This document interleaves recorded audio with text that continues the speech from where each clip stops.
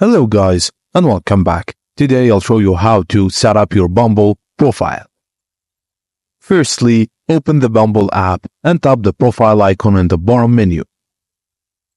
Tap on the edit icon next to your profile picture to start customizing. Now, tap the X on any existing photo to remove it or plus to upload a new photo. You can drag and drop to rearrange the photos. Select a mode like Date, BFF, or Biz to show your purpose on Bumble. Swipe left or right on the app to switch modes or choose from the top logo on bumble.com. To add a profile, select the profile prompt to share something unique about yourself. For example, choose a prompt like "My dream dinner guest is" and add your response.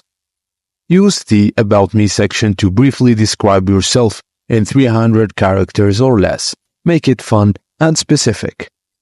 Now, fill out the My Work and Education section to add your job title, company, and educational background.